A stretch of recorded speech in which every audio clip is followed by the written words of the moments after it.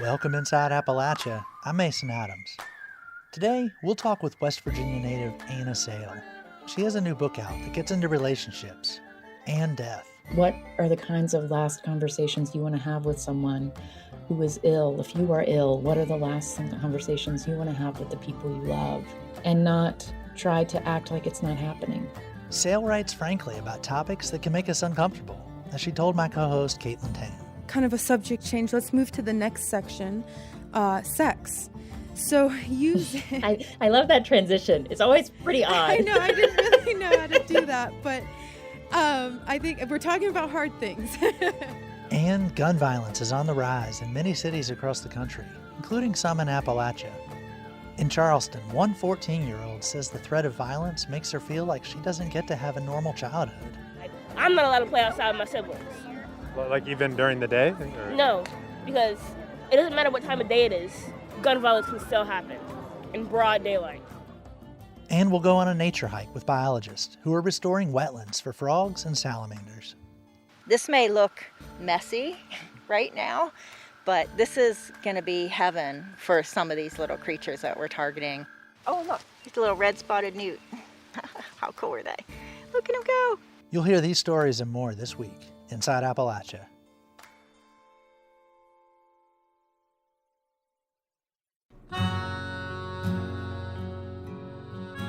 Welcome Inside Appalachia. I'm Mason Adams. You might know this voice. Of course, talking about hard things that you don't have much practice talking about out loud can be unsettling and uncomfortable. Years ago, Anna Sale was a reporter here at West Virginia Public Broadcasting. Now she's host of the popular podcast Death, Sex, and Money from WNYC in New York City. It's a podcast that talks about, as she says, the things we think about a lot and need to talk about more. We invited Sale onto Inside Appalachia to talk about her new book, Let's Talk About Hard Things. But first, a heads up. We'll be talking about some hard things ourselves later in the show. We'll hear two difficult conversations, one with the person locked in prison, and another with teenagers who lost their friend to gun violence. So if you're sensitive to those topics, or if you care for other listeners who might be, like young children, you may want to turn the volume down, or at least keep a sharp ear out. Anna Sale's new book, Let's Talk About Hard Things, weaves together her own personal experiences and stories from people she's interviewed. It covers 5 topics: death, sex, money, family, and identity. My co-host Caitlin Tan recently spoke with her. Sale started off with some advice for talking with someone who is grieving.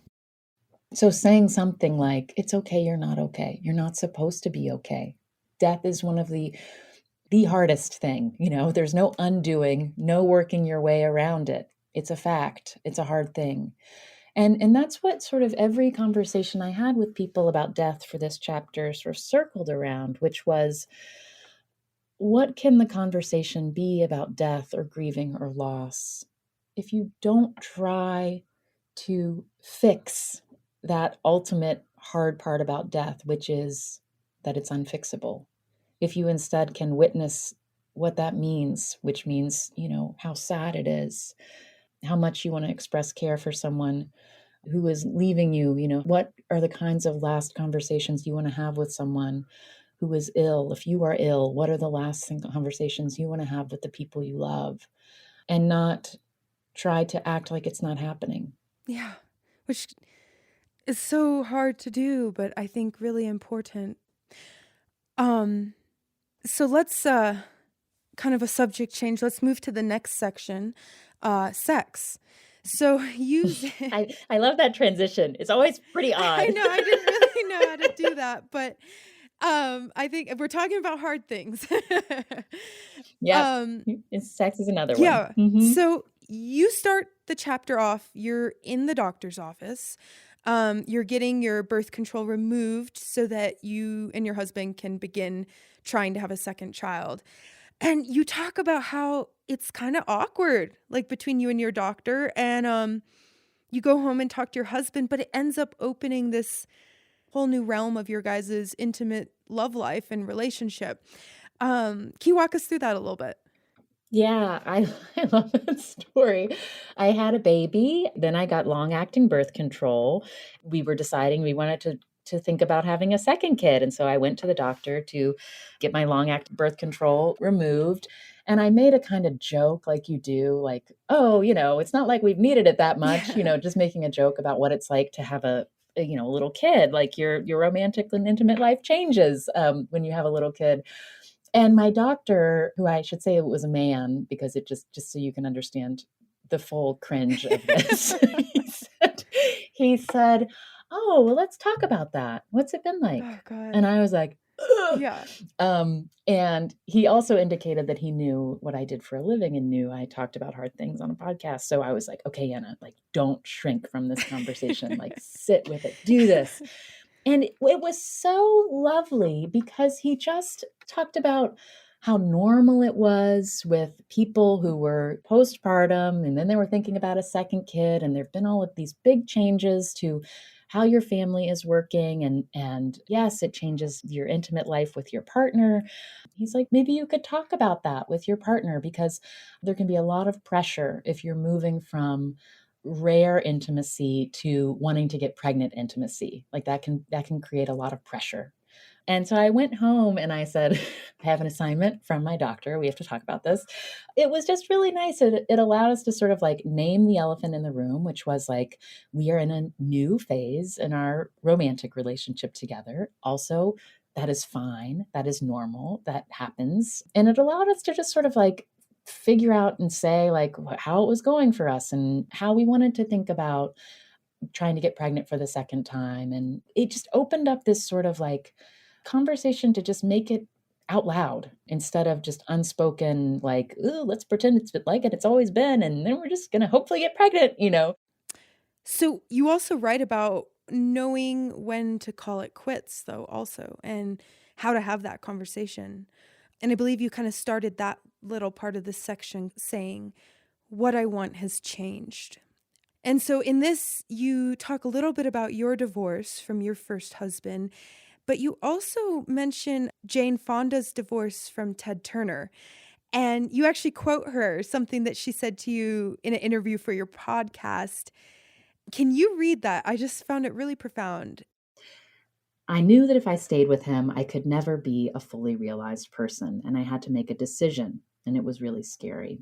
I felt like Virginia Woolf, only I had two angels in the house, one on one shoulder saying, oh, come on, Fonda, lighten up. The guy's got 2 million acres of the most gorgeous land in the world, and he's funny, and he keeps you laughing.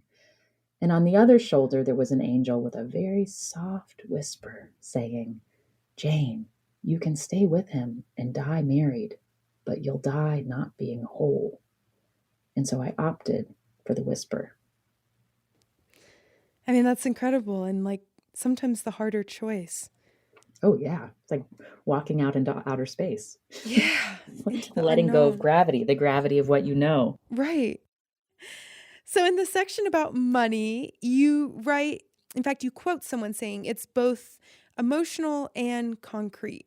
I think we all could agree with that. And how it kind of played a big role in the breaking up of your first marriage. You said you ultimately realized you guys wanted to make different choices with money and with your lives. Let's talk about that. That idea that money is both a symbol and a tool, I think is really critical to hold in your head, that these two things are operating simultaneously. Because I've struggled with that. Like, on the one hand, it's like, it's just money. It's just like numbers in a bank account. And I think that when you only think about money and planning money and talking about money in a relationship around these like very like tactical conversations, there's so much that you miss. And that was certainly the case in my first marriage. Like I grapple in the book with this question of like, is that why we got divorced? Was it about money? That seems so embarrassing and basic. And like, how could we not just figure that out? But I think, the reason we split up is because we had really different visions for how we wanted our lives to look. And that became a real breaking point for us. And, the other thing that I wanted to explore in the chapter is like, we also bring really different like cultural ideas about money and security and interdependence or not from the kind of families we grow up in and the cultures that we grow up in. And so what is money for? Is money for building that stability, or is it the sense of like you help your family? That's what you do. That's the primary reason we have money. So that's another way to talk about money. Okay, so the next section, family. Difficult. We don't always choose our family. And you talk about how, I mean, the general word of boundaries, and having boundaries is hard with family. A lot of times we want to avoid conflict and keep the peace. But your conversation starter under family, one of them is, I'm drawing a line. The big idea in that chapter is the thing that makes conversations within families hard, particularly when you're an adult in a family and, having conversations with your adult siblings or your adult parents. What's hard about those is there's two things happening at once in a family. You both have this common origin. You have this sense of like coming from the same place. So having kind of the assumption that you'll be able to understand each other and that you know each other, you can anticipate how each other is going to be. And then the other thing that happens when you live in a family is you separate and you grow up and you pull apart from that feeling of closeness. That is what happens when you go from being a baby to a teenager to an adult. You have more separation. And I think a lot of the hardness of family is like, feeling like I don't feel that closeness and ease that I once had, or I'm supposed to feel this closeness and I don't feel this way. So figuring out when to say like, I have to declare something, even though I know it's going to sort of disrupt this story we have inside our family about who we are and how we work. Like that's what that story, I'm drawing a line, is about. I want to get to identity and something that I think a lot of West Virginians are going to identify with. You grew up in West Virginia, and there's a lot of pride and identity that came along with that for you. But you also felt this overwhelming guilt when you moved away. And you even mentioned how someone yelled quitter at you when the word had gotten around town that you were leaving. I mean, it was with a smile, but Right, with a smile, but it still hurts because it's kind of your worst fear. How has this shaped you, and how has the identity of being West Virginian shaped you? Yeah, I feel such a connection to my identity as a West Virginian. And but that's been sort of complicated because I haven't lived there in, now it's been 13 years since I last lived in West Virginia. And my family doesn't live there anymore. It's a strange thing to feel of a place and for a place to be your home. And to, when I go visit, I have to think do I have to stay in a hotel? That's weird. And I think, my experience of being from West Virginia is I feel so grateful to have grown up in a place and to come from a place where there is a sense, and I think it's because there's a sort of like us against them sense that comes from just sort of having this protectiveness and defensiveness about how places outside West Virginia view West Virginians. It makes you really have this sense of like collective identity and being a part of something. That is special. And I didn't know until I left for college that that's not how everyone feels when they're at home. There are lots of places where, there's communities and people drive to the store and then they go back to their housing development and they're in a sort of like anonymous suburb and but they don't feel a connection to the place. But then that for me has raised a whole set of questions as a young person, which was like, oh my gosh, like I can make a choice to really contribute to this place. And I want to contribute to this place. Like I can see what I do here and how it matters. And for me, that's that, at a certain point started to rub up against that question of like, but what else is there? And I feel bad about wondering that because then I'm going to be just one of those other people who left West Virginia and, we all know how we feel about them, like, so yeah, but I think, what I have carried with me from being from West Virginia is like, I have that sense of what it is to like read a news story and feel yourself being talked about and at, but not with. Mm-hmm. I think that is something I felt a lot as a West Virginian. And I think it's really shaped the kind of work that I do and the journalism that I do. Like, I really want to be curious and open and try not to bring all of these sort of like flat assumptions and stereotypes and prescribed scripts about what I think is going on in someone's life or what it's like where they live because of some fact about what I know about their identity. But I also wanted to make the point, I'm somebody who's a white woman who works in media, who my accent has faded. Like, I have really been able to shapeshift. So there are some places where I am absolutely not viewed as a West Virginian, and I can choose when to reveal that, to like prove my bona fides, or I can sort of fit in. And I think something important about identity and talking about identity is like, that is not the experience of someone who, one fact of their identity, it becomes the way they are identified when they move into spaces where they're unfamiliar. So I think it's important when you're thinking about identity conversations, like there's some of us who do need to be listening more than talking. Yeah, I think we all can be listening a little more right now. So the conclusion to your book is really beautiful, and it takes us really full circle. And I don't want to give away too much, but it does kind of have this idea of that sometimes you have to accept the conversation is done, that maybe there isn't anything more to say. On that note, is there any parting words of advice? Yeah, I mean, I wanted to end the book on this idea of like, it's called Let's Talk About Hard Things, but my message is not let's talk about hard things ad nauseum and keep picking at scabs and thinking you're going to kind of come to a different result. Like there is something really important about recognizing when a conversation is hard because it's revealing something hard to you.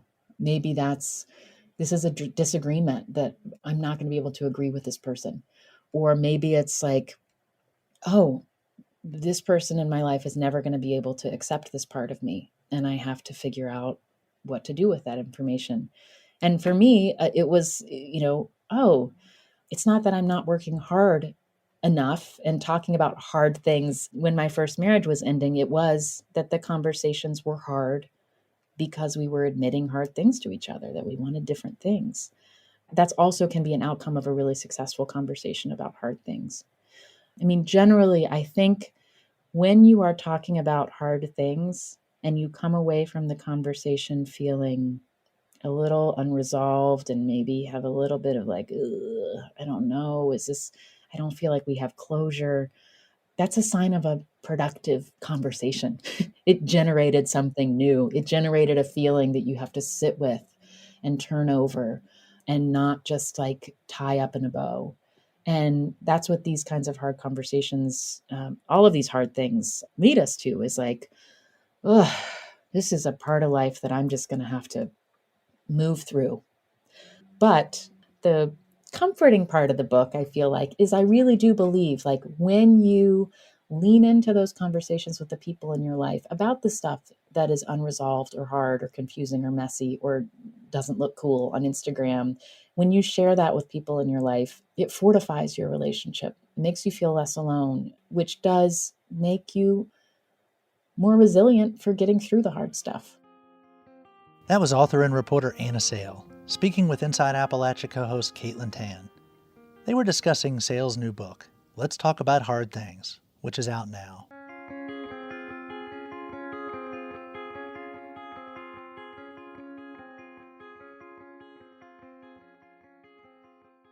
Coming up, we'll hear a first-hand account of what it's like inside a prison during the COVID-19 pandemic.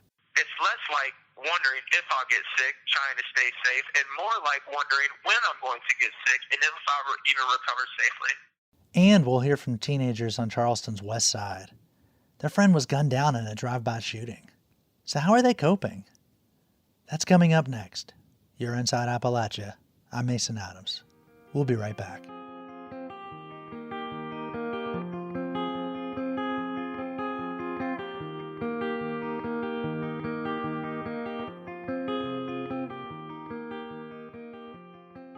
Support for Inside Appalachia is provided by Concord University in Athens, West Virginia, with career-focused liberal arts education in more than 80 degrees and programs to pursue various career options, not just a single job.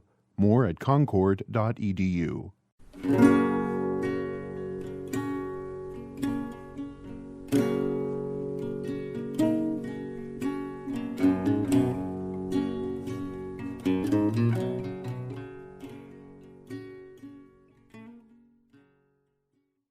In 2020, non-suicide gun deaths went up by 26% across the U.S.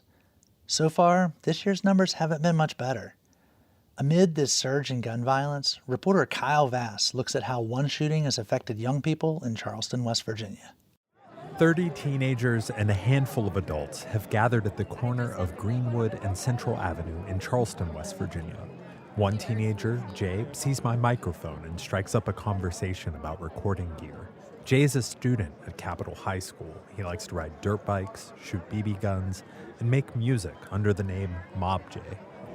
Slide, ooh, she like to get in the groove, ooh, hop on the beat and I cruise, start a whip, all up in the boom, boom, it go, run up on me, it's your doom.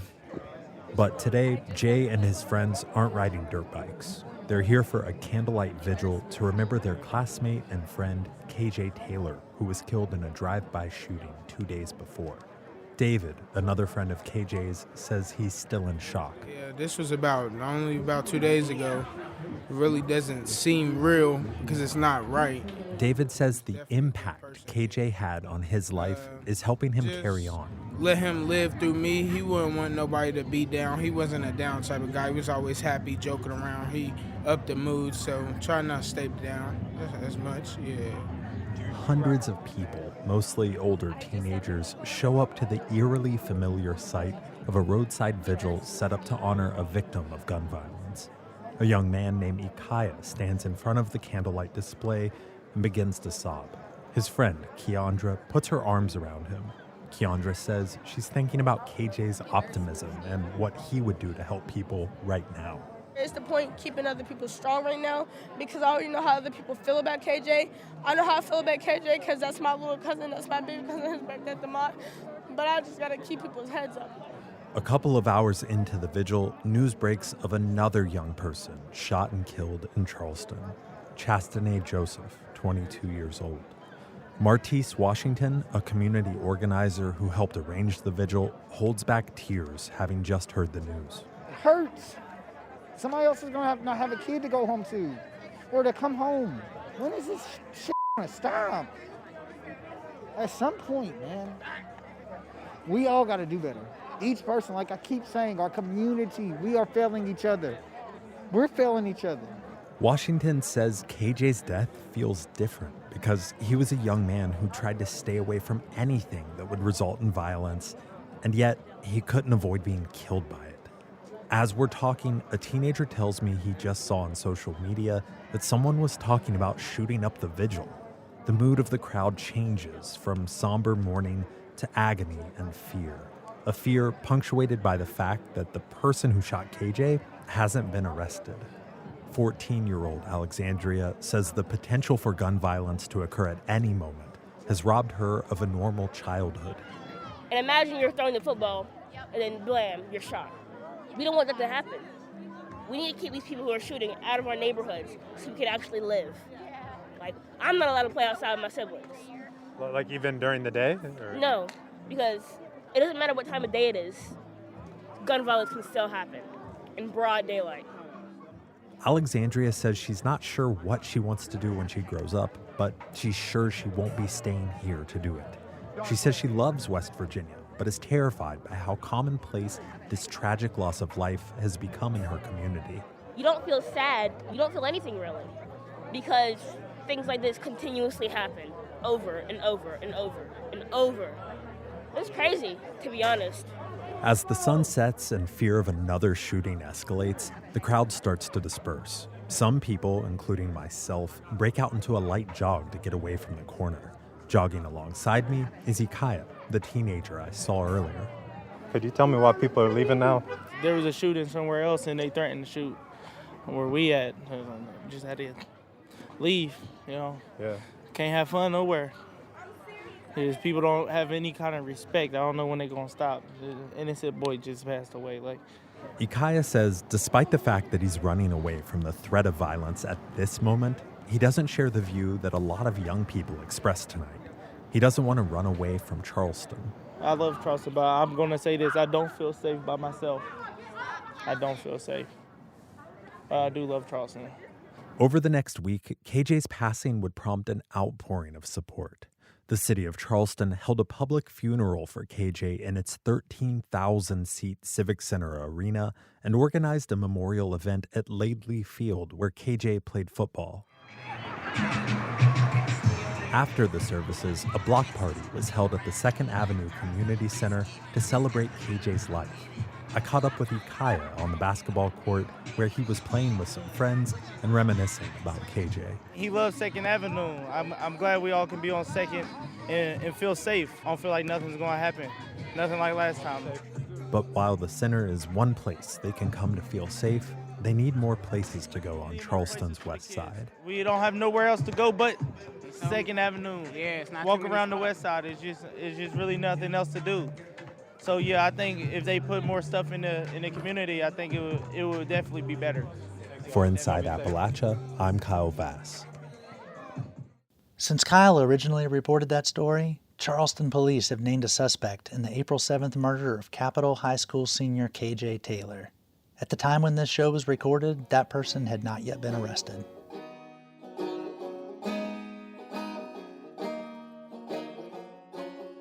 The pandemic has made it harder to communicate for everyone, whether you're talking through a mask or trying to figure out Zoom. People in prison are even more restricted. Madison Buchanan, a college student at Morehead State University, spoke with someone in a Virginia prison and brings us this documentary. Hello. This is a prepaid debit call from an inmate at the Virginia Department of Corrections, Greensville Correctional and Work Center. To accept this call, press 0. To refuse this call, hang up or press. This call is from a correction facility and is subject to monitoring and recording. Hello? Hello? Madison? Yes, this is Madison. Hi. Hi, this is Jacob. I want to thank you so much for helping me out with this and talking to me. It really means a lot. Yeah, it's fine. I'm all about, new friends, new advocates, activists, anything positive. So first, can you tell me a little bit about your situation, where you are, and what it's like in there? Oh, yeah. This is Jacob Schaus, 1101441. I'm at Greensville Correctional Center. I'm in a actual licensed mental health unit, and we're in Jarrett, Virginia, and the most cases of COVID-19 are recorded here at Greensville and at Dillon Correctional Center and Haynesville Correctional Center. The Virginia Department of Corrections reports nearly 3,000 inmates and staff were tested last week at the prison. 192 inmates and 52 staff members had positive results. Prior to testing, only 2 inmates had symptoms. Yeah, I actually wrote a piece about it, but they didn't. I sent it to a bunch of people out there if they wouldn't let it go out. So they're censoring all of your emails? Yes. You want me to read it to you? Yes, please, absolutely. It's entitled, Mentally Ill Amid a Pandemic of Incarceration, Infection, and Helplessness. This is due to the pandemic subjugation and overall dehumanization of prisoners while society turns a blind eye. Living amid this COVID-19 pandemic inside the walls, the prison walls, razor wire plantations, reestablishes helplessness in an exacerbated form, where one's life takes an obvious backseat to prison bureaucracy, modern-day slavery, misleading the general public into a false sense of security that their incarcerated loved ones are safe and their well-being the overarching priority. It's less like wondering if I'll get sick, trying to stay safe, and more like wondering when I'm going to get sick and if I'll even recover safely. Certainly, many administrative memorandums have been circulated implementing new daily operational changes under the guise of safety protocols and protective practices. However, I have yet to have access to sanitation chemicals 4 times a day to sanitize my cell, nor allowed to have my ill-fitting sneeze guard washed regularly or exchanged with a new one or any type of appropriate mask, much less PPE. I am constantly subjected to exposure by cross-contamination as prison workers as well as staff are allowed to roam freely throughout all separate housing units from their own where there were positive cases of COVID-19 into other places that there's been no reported cases. You have 1 minute remaining. They've been allowed in and out of our cells at times despite some of us in a licensed mental health unit having a single cell. And we are on an egregious lockdown schedule, especially for us prisoners in a licensed mental health unit where extreme isolation exacerbates underlying illnesses. There exist special requirements and guidelines for licensed facilities set forth by state and federal mental health authorities that are not being adhered to, primarily due to us prisoners being voiceless and utterly helpless under a repressed thumb. To this day, this was written on June 1st and sent out on June 1st, and it's never got to anyone. So they just censored it and blocked it and never told me that they did. Did you get that? Hello? Thank you for using GTL. That's a documentary by college student Madison Buchanan called A Prepaid Call for Help, Prisons in a Pandemic. Buchanan made the documentary through Appalshop's Appalachian Media Institute. I spoke with her to learn more about why and how she made it.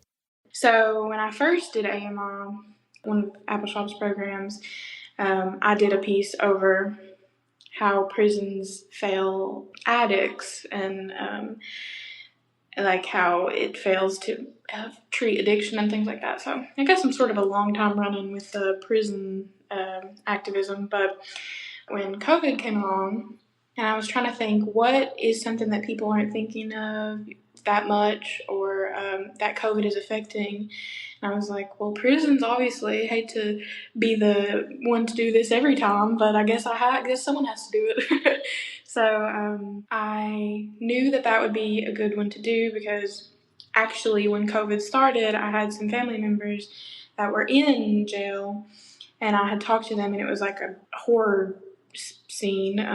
At this point, they weren't in there anymore. So whenever I went to interview, I messaged some people that I knew, and I was like, I'm doing this piece about how COVID has affected inmates and incarcerated people, and even the workers too. And if you guys know anybody who needs a story, who wants to tell their story, I need interviews. I want to talk to people. And someone I know got back with me and was like, I have these people, you have to talk to them. They've been trying to get their story out forever. So I did. I talked to this guy, Jacob, and he told me all that was going on and where he was. And it was like so surreal to hear. And after I interviewed him, it was so clear that this just needed to be told, that this was not getting enough attention.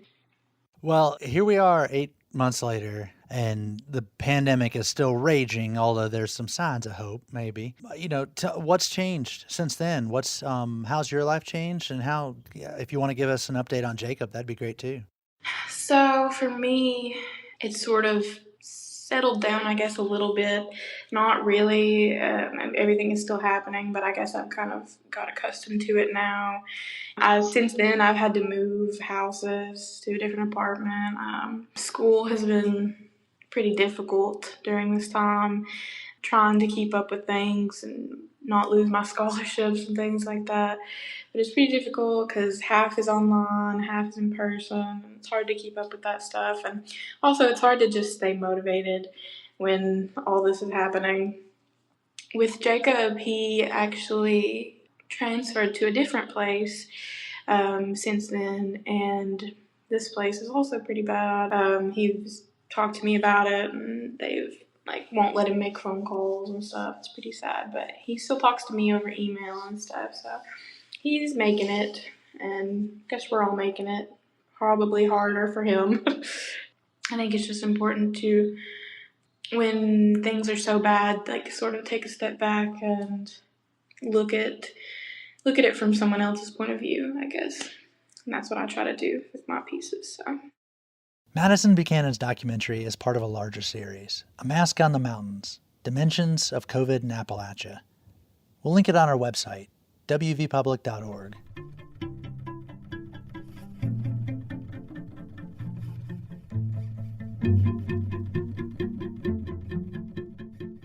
And now, some good news from the forests of Appalachia. Frogs and salamanders will get a new place to breed thanks to a restoration project in the Laurel Highlands of western Pennsylvania.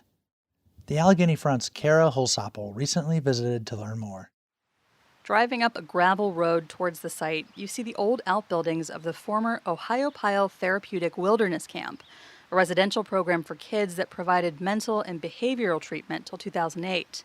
The camp also left a giant cement swimming pool that needed to be removed. It was an engineering feat. It was a bit of a marvel.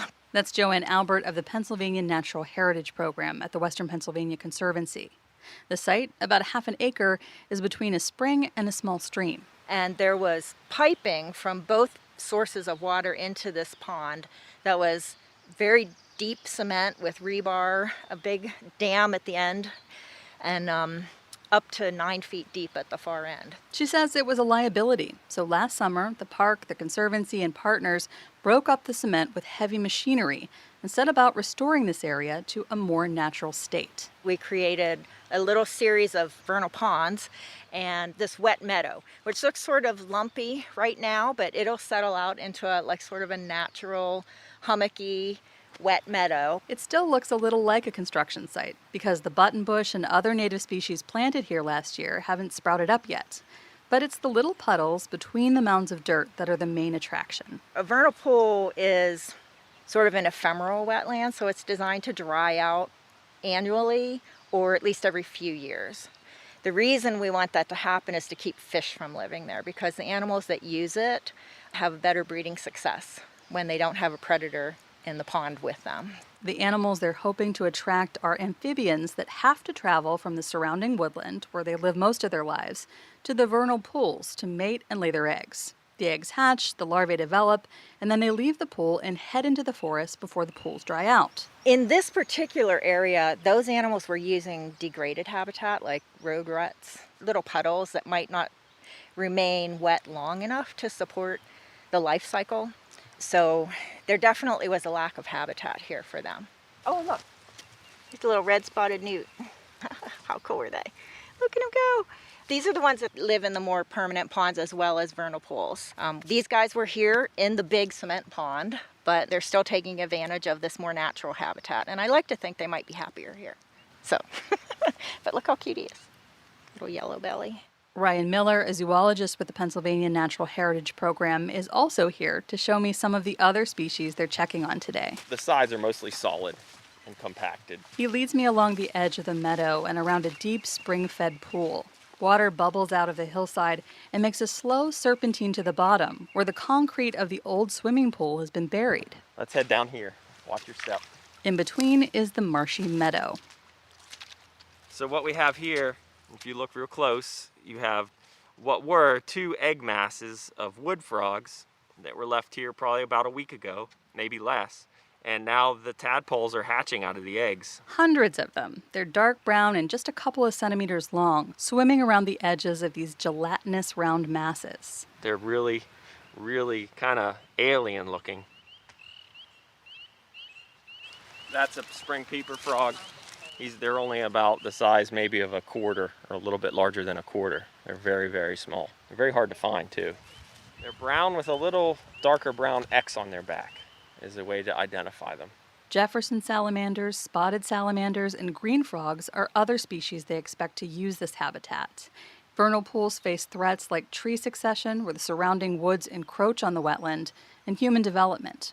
Warming temperatures from climate change could also impact these habitats. The period when the pools stay wet could potentially become shorter. Might not stay wet enough, long enough, for those eggs and larvae to develop into adults.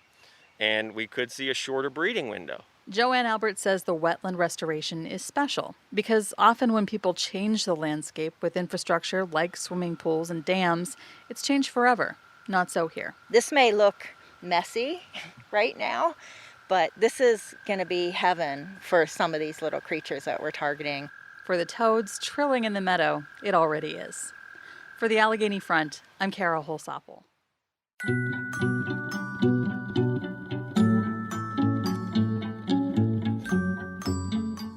Mother's Day just passed, and in its honor, we'll take the final few minutes of our show today for the story of the West Virginian who created the holiday. Mountain State native Anna Jarvis started Mother's Day in 1908 at a church in downtown Grafton, but she didn't love what she saw it turn into, a commercialized greeting card holiday. This backstory is chronicled in the book, Memorializing Motherhood, Anna Jarvis and the Struggle for Control of Mother's Day, by Catherine Antolini. West Virginia Public Broadcasting's Duncan Slade spoke with Antolini about Jarvis's story and how the death of Jarvis's own mother inspired her to create the holiday. What impact does her death have on Anna Jarvis, and how does it come from, the death of just your mother to this holiday? Like, how does that happen? When going through her writing, and what she would claim is that it all begins in the 1870s. Anna is 12 years old. They're in church at the Andrew Methodist Episcopal Church in Grafton. And her mother, Mrs. Jarvis, is a Sunday school teacher. And so she was listening to her mother give a Sunday school lesson on mothers of the Bible. It was her mother's favorite Sunday school lesson. So at the end of that Sunday school lesson, her mother gives this prayer that she hopes and prays that sometime somebody will create a Memorial Mother's Day to honor women. So Anna swears she remembers that. What is the first Mother's Day, and how does it kind of, progress? Mrs. Jarvis dies in 1905. So 1906 to 1907, all that Anna organizes are small little memorials in Grafton at what is now the International Mother's Day Shrine. And then she decides she wants not just little memorial services to her mother, she wants this Mother's Day. So she starts this huge letter writing campaign in 1907. And she's writing to anybody she thinks that can help her. She's writing to politicians, she's writing to merchants, she's writing to church organizations. And she lucks out because she finds a supporter in John Wanamaker in Philadelphia, the huge merchant. So on May 10th, 1908, is the first official Mother's Day. So the first ceremony is held in Grafton. So that's why West Virginia, we claim to be, we're the mother state of Mother's Day, because we hosted in Grafton in the morning the very first Mother's Day service. So by 1909, it's spreading to other states. By 1912, Mother's Day is being celebrated in every state in some capacity. So by the time we get to 1914 and Woodrow Wilson makes it a national holiday, it's already being celebrated by every state. I was thinking about, like, nowadays, Mother's Day is this, this big thing where there's candy, you go out to brunch afterwards, there's flowers involved, there's all this other stuff. When does that commercialization kind of start? And then how does she deal with that? All right. So by 1912, she's already mad at the floral industry. So it starts pretty quickly, because once the holiday starts to spread, right, by 1912, it's being recognized throughout the United States. Of course, the floral industry is going to jump on that. And so by then she's mad. She's mad because they're actually kind of claiming that it was their day. The floral industry would have advertisements saying this is our day. She's mad at them by 1912. By 1922, she's leading boycotts for the floral industry. 1923, there was a confectioners convention in Philadelphia, candy makers, and she crashes that convention to yell at them. There's another, in 1925, she's arrested for disorderly conduct for crashing another convention of charities who are trying to use the day. So, yeah, she's pretty passionate about, her day. What do you think, now, over a century since, like, it started, what is her legacy? Is it the person that started this holiday?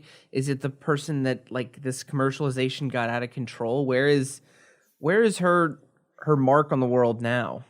Well, the fact that we still celebrate the holiday, and there aren't that many holidays that celebrate just women. I mean, I think if you Google it, I think there's 7. There's 7, honest holidays. I mean, there's like 14 if you count like National Don't Wear a Bra Day or silly, stupid things like that. But there's only like 7 holidays that celebrate women. Mother's Day is the most popular holiday that celebrates women. She would be happy that the holiday is still the most popular, holiday that celebrates women. She would be upset that nobody knows who she is because her ego is so wrapped up into it, because she dedicates her rest of her 40 years of her life is dedicated to this movement. And even long after the holiday was established in 1914, she's defending it, right, for the rest of her life. That was Catherine Antolini, who wrote a book called Memorializing Motherhood, Anna Jarvis and the Struggle for Control of Mother's Day. She was speaking with Duncan Slade. Next week, we'll travel to the expanse of farms and woods near the Ohio, West Virginia, Pennsylvania border that produces close to 1/3 of America's natural gas. But as a freelance Rolling Stone reporter found out, a naturally occurring substance called brine also comes up as a byproduct. And it's radioactive. We'll talk with reporter Justin Noble more about that radioactive drilling waste and the risks it poses, not just to natural gas workers, but to the public. That's next week. Till next time, thanks for joining us as we journey throughout Appalachia. Our theme music is by Matt Jackford. Other music this week was provided by Dinosaur Burps, Nathan L., and Wes Swing. Roxy Todd is our producer. Jade Arthurholtz is our associate producer. Our executive producer is Andrea Billups. Kelly Libby is our editor. Our audio mixer is Patrick Stevens. Xander Alloy also helped produce this episode. You can find us on Twitter @InAppalachia. You can also send us an email to insideappalachia@wvpublic.org. Visit wvpublic.org/InsideAppalachia to sign up for the Inside Appalachia newsletter. There, you can also subscribe or download all of our stories, or look for the Inside Appalachia podcast wherever you get your podcasts. Inside Appalachia is a production of West Virginia Public Broadcasting.